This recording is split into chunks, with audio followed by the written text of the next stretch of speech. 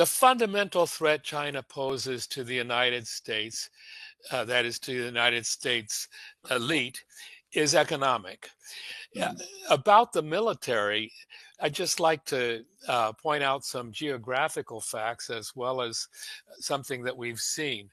One of the patterns in official U.S. justification for military action is getting up close to a government that it hates and essentially provoking some kind of thing that would allow it to attack.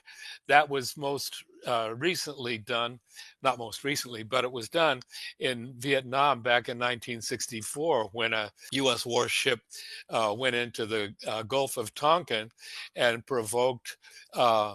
A defensive attack by the Vietnamese, and then called that a declaration of war by the Vietnamese in order to launch war of aggression against Vietnam.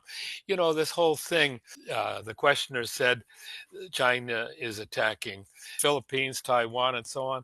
You know, it's kind of a stretch. The United States has essentially rebuilt its military occupation of the Philippines, very clearly designed to bolster its military threat to China in the South China Sea.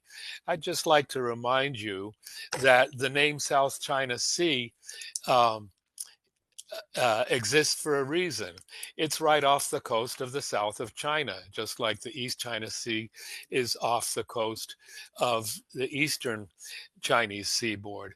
It's worth knowing that the United States brazenly moves warships back and forth constantly through the Taiwan Straits, which are territorial waters of Taiwan. It's also true that the United States uh, acknowledged a one China policy during the Nixon administration back in 1972 and has to this day recognized that Taiwan is part of China, while at the same time arming Taiwan to the teeth and uh, trying to make it seem so that ordinary people, even people here at the College of Complexes, would say that China is being aggressive against Taiwan. China has not armed Taiwan, the United States has. And the obvious reason is what Biden blurted out in a press conference when he was there, saying, "Yeah, we've promised that we're going to defend Taiwan." The the the official U.S. policy tends to turn things upside down and make it possible for ordinary, honest people to say things like this questioner said, that uh, China's being aggressive. It's not being aggressive.